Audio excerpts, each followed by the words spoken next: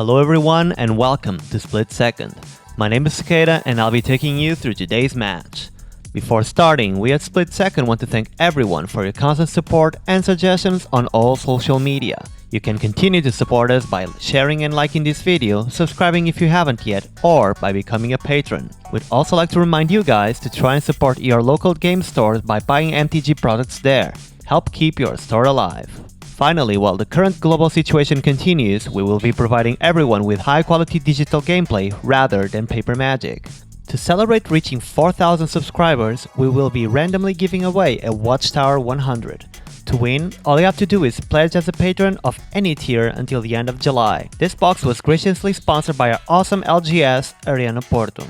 This week we're piloting only with new M21 commanders. I'm playing Rin and Seri tribal/Aluren combo. Luís is playing a prison Gadrak deck. David is playing his Vito combo deck, and Baal is playing a Barrin thief deck. Let's look into our starting hands. This week, David broke Luís' streak of starting the match. He mulliganed once and got a slow second hand. Mindcrank is half a combo piece with Blood Chief's Ascension, and it can also be used to disrupt the rest of the table. Jet Medallion is excellent monocolor ramp, and Toxic Deluge can emergency reset the board, especially if the Good Boy army gets out of control. Baal is a pretty standard hand. 3 islands means he can discard 1 to Mox Diamond. Negate can stop someone else's early advantage or combo, whereas Time Twister can quickly resupply Baal's hand. Teferi, Master of Time, is an excellent source of card selection for multiplayer games.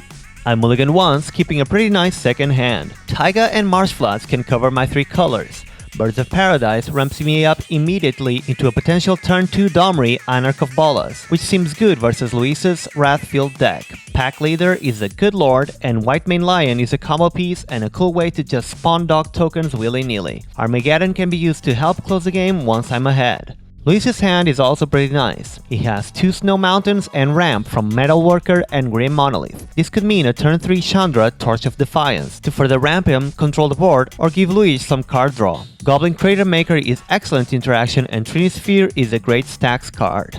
Let's see how this plays out. David starts off and he starts it slow, a basic swamp and passing to Baal. Baal plays a basic island and follows it up with a Mox Diamond ramping over David. He discards a basic island and passes, with us suspecting counter magic.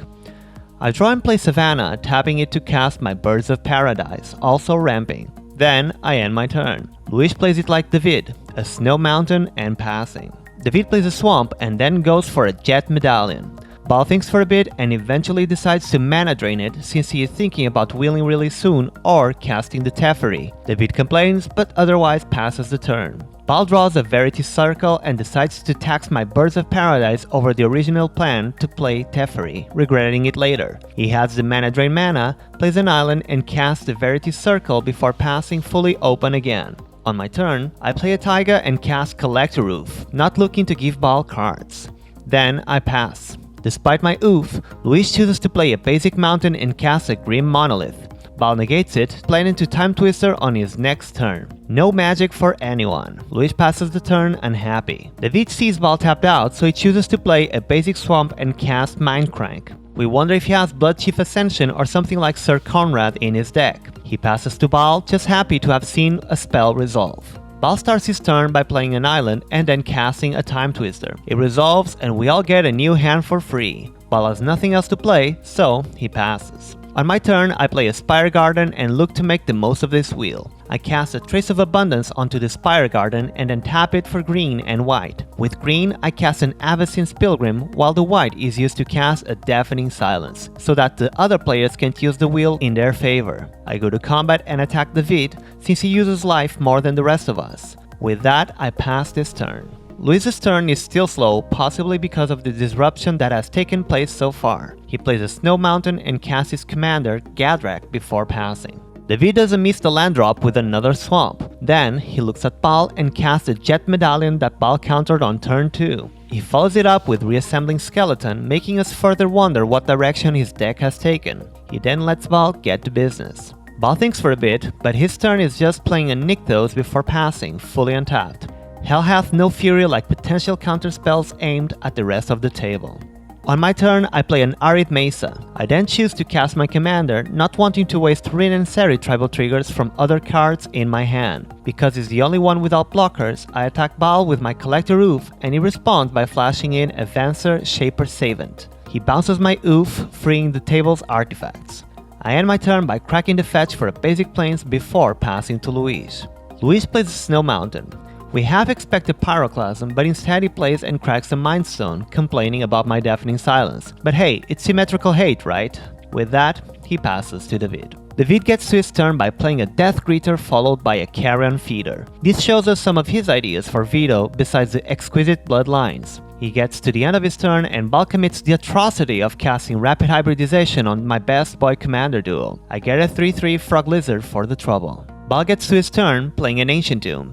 He casts his commander, Barrin, to bounce Venser off once again and be prepared to annoy someone with a Wizard's trigger. On his end step, Barrin cashes in the bounce with card draw. On my turn, I miss the first land drop of the game, going straight to combat. David's defenses are impenetrable with the skeleton, and Luís has a 5/4, so I attack Baal. He chooses to take the 3 damage, milling 3 cards to the Mind Crank. Dig through time, model the mixture, and a basic island. I pass the turn without casting any spells, since I'm half expecting Luís to Wrath on his next turn, and I don't want my commander bounced by Venser. Luís plays a Strip Mine, getting our land drops back on track. He then casts a Sweltering Suns, which resolves, killing off everything but his own commander. Death Greeter nets David 6 life. Before Luís can get to his end step, however, David goes for Gadrak's throat, destroying Luís' commander and stripping him of the chance to ramp up heavily. He passes. David misses his land drop before passing to Baal. He does not care to cast his commander with absolutely 0 payoffs and the risk of just seeing him get bounced for no reason. On his end step, Baal casts Venser, milling Leyline of Singularity and an island to Mind Crank and bounces my Deafening Silence. Baal plays a Castle Ventress and tries to cast a Teferi Mage of Zhalfir, which would stop us from interacting at instant speed. I respond and flash in an Alms Collector just in case Baal tries to wheel us or draw cards. I poke Luís about strip mining the Nykthos since it can generate 6 mana and Baal did bounce my Deafening Silence. Luís agrees. David responds with an Entomb of his own, getting a Bloodghast into his graveyard. Finally, with the resetting of priority, I end up choosing to cast Enlightened Tutor for an Aura Shards. My reasoning was that Baal could be looking to lock us with Knowledge Pool.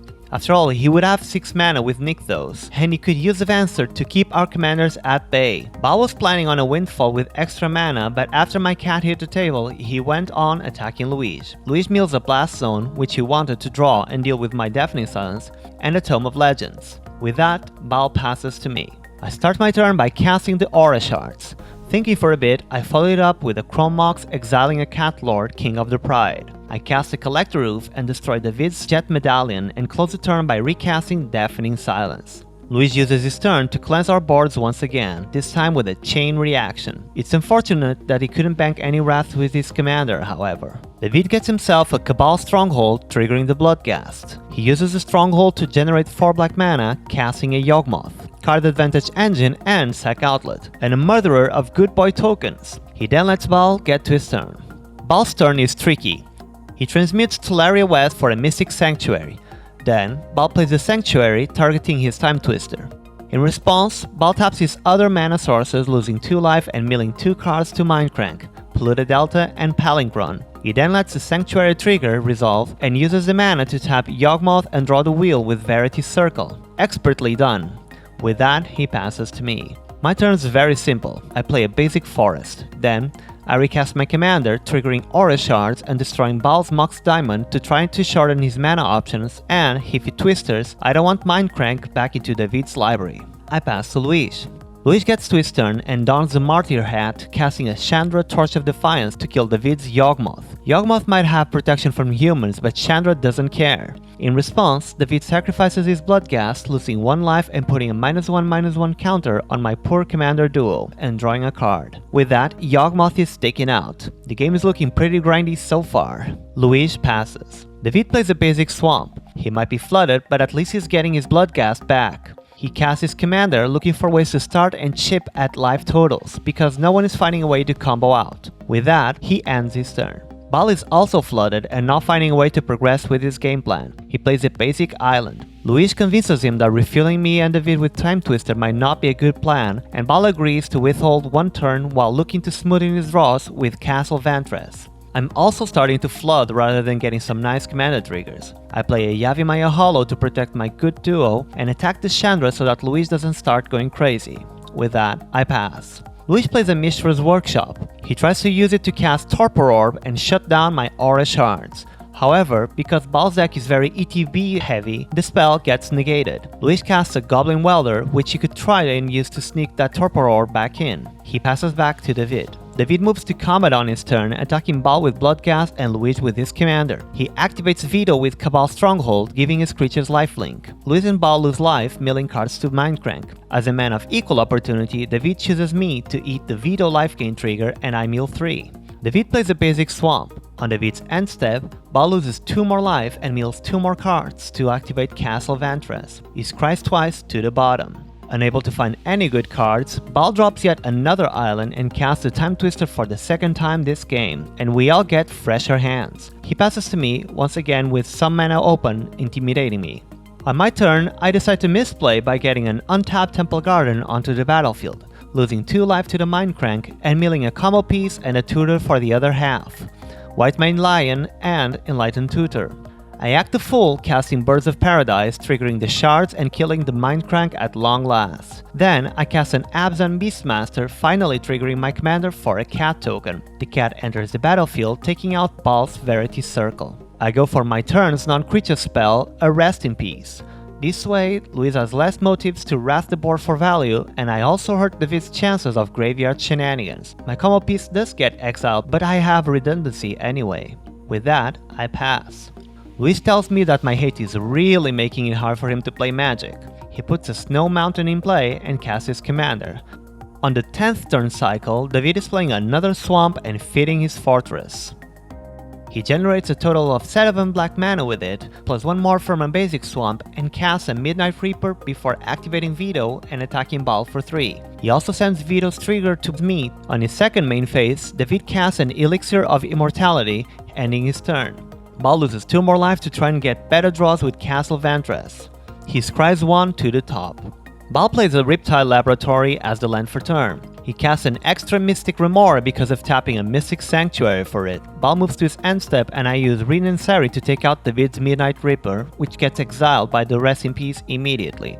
I play an untapped Sacred Foundry taking 2 damage, and then I cast a Goblin Bombardment and pay for the Remora trigger. I follow it up with a Dockside Extortionist, ordering the triggers to kill the Remora last. This creates me 2 treasures. Moving to combat, I attack David. I suspect Baal's ability to flash something in, and David still uses life as a resource. With that, I end my turn. Luís finds his Blast Zone again. Baal's Time Twister is a gift that keeps on giving. Meanwhile, my Deafening Silence is shaking in fear. David then casts an Arcane Signet with a Workshop, going to his end step. David takes this opportunity to shuffle his Elixir back to his library, gaining 5 life and hitting Baal for 5. Our Barrin player is not happy with this. David finds yet another swamp and activates his land for a whopping 8 mana, which he uses to cast a Grave Titan. Big boys might just win this game. He taps more mana to activate his commander again and attacks Baal with his creatures, really focused on taking him out. Baal flashes in his Venser once again, Deja Vu, and he tries to bounce my Deafening Silence.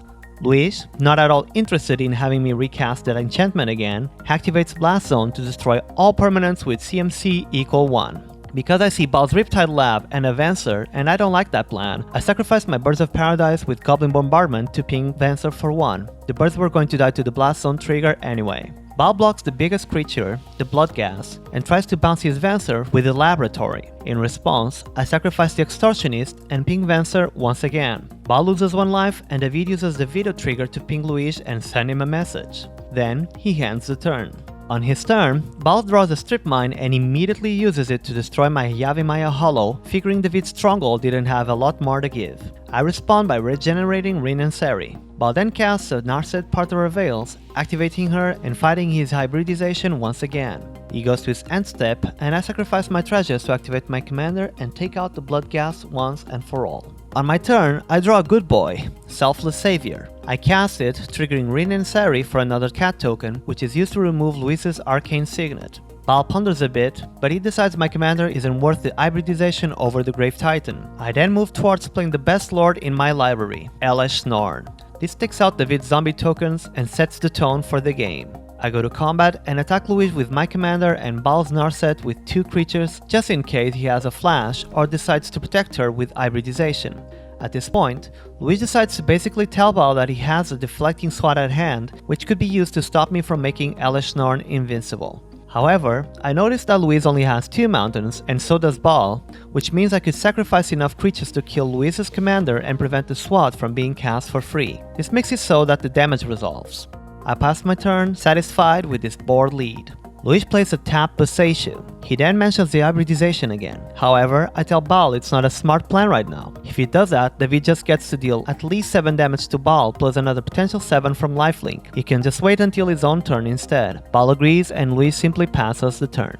David starts once again by generating 8 mana with the Stronghold and casting a Kokushu. Afterwards, he gives his creatures lifelink and goes for Baal's face with Grave Titan, the 2 zombie tokens it generates dying instantly to Thorn. Baal loses 2 more life to activate Castle Ventress, after which he casts Rapid Hybridization on Thorn. I could sack my board for pings and then the Selfless Savior to make sure she stays, but instead decide it's not worth it. I pass priority to see if Luís deflecting swats it to the Grave Titan. It doesn't happen, Elish dies, and I get my second Frog Lizard. It's starting to look like a tribal sub-theme. Clinging for dear life, Baal uses his turn to transmute the muddled mixture he had just found with the castle into a Cyclonic Rift. He has just the right amount of mana to bounce all permanents if necessary. Baal passes to me. Because I don't want to lose my board without rebuilding on the same turn, I force Baal to Rift by attacking him for 8. He loses 2 life to cast the Rift. I misplay a bit here by tunnel visioning and pinging Baal with my 3 tokens, rather than taking David's Vito to tax him. Our permanents go back to our hands. On my second main phase, I cast Chrome Mox exiling Aura Shards. Then I cast Trace of Abundance onto a basic plains just in case a back to basics comes around. I end the turn casting my commander, followed by Selfless Savior to protect it, getting myself a cat token. Finally, I cast a Survival of the Fittest, which hopefully will be able to shine. I pass to Luís. Well, if I thought the survival was going to shine, Luís proved me wrong by casting an Ugin the Ineffable and destroying it immediately. He follows that up with a free Sphere of Resistance to make the post-rift cast harder on the other 2 players, and passes to David. The mono-black player is downright offended by Luís's Sphere. This turn, David is not playing around. He opens it up with an Aetherflux Reservoir at 57 life, and everyone is holding on to their pearls, wondering if he's gonna shoot it. David does to take out Luís, who is downright stopping him from going all the way. David does not stop here. He casts a Mana Crypt gaining 2 life, followed by Kokushu gaining 3, Viscera Seer gaining 4, and Vito gaining 5. He then goes ahead and sacrifices the Kokushu, scrying 1, killing Baal, and gaining 10 life. Vito triggers, dealing 10 damage to me. David passes the turn, fairly certain the 1v1 is his. I go to my turn and cast a Kasali Slingers, triggering Rin and Seri for a dog token. The Slingers also trigger, destroying David's reservoir before it can wreak more havoc. I then cast Rest in Peace to avoid Kokushu coming back. I attack David with my Good Boy duo and pass the turn. The showdown's on David's side. He loses to the Mana Creep roll. He then generates 8 mana with Stronghold, casting Grave Titan, and falls the Titan with a Bola Citadel. He looks at the top card, not very happy about losing life for it, and instead plays a Scavenging Grounds before passing to me. I go to my turn and cast the Abzan Beastmaster, triggering my commander for a cat, which triggers the Kasali Slingers to destroy the Citadel. David comments on my top decking skills, to which I have nothing to say. I then kill in David's Vito with Rin and Seri, to which he responds by sacrificing it with the Viscera Seer and scrying to the bottom. With Vito out, I exile the Grave Titan with Swords to Plowshares, sparing myself 6 damage from the life gain. I recast the Goblin Bombardment and sacrifice my fresh cat token to kill the Viscera Seer and stop David from fixing his draws. He responds by sacrificing it, scrying 1 last time. He sends the card to the bottom before starting his turn. We're entering the ending stretch here. David wins the Crypt roll and casts an Ayara, pinging me. He casts Vito, pinging me twice, and passes the turn. On my upkeep, the Beastmaster finally triggers, and I draw 2 cards. I cast Feline Sovereign, getting another dog token and destroying David's Crypt, and then cast an Armageddon. David gives his board lifelink before looking at his board versus mine. He decides that there is no way he's getting out of this alive, conceding. Thanks for following us through this match, everyone. The bestest of duos fought its way to the top. We'd like to start the credits by thanking our current patrons and especially Izanagi, Carneiro, Troy, Stefan, TJ Rapp, Mike Purr, Ajimo, and Nick Legal, our stack breakers. If you want to support us, you can do so by liking this video, subscribing, or becoming a patron yourself. We'd also like to thank our LGS for sponsoring us with a really cool Watchtower 100 to give away to one of our patrons once August starts. Become a pledge to enter. If you want to go through other Commander adventures, click one of the videos on the right. If you want to talk with us about our games or other EDH related matters, join us on Discord. Come with us again next week for a new set of Commanders and more decisive plays. See you all then.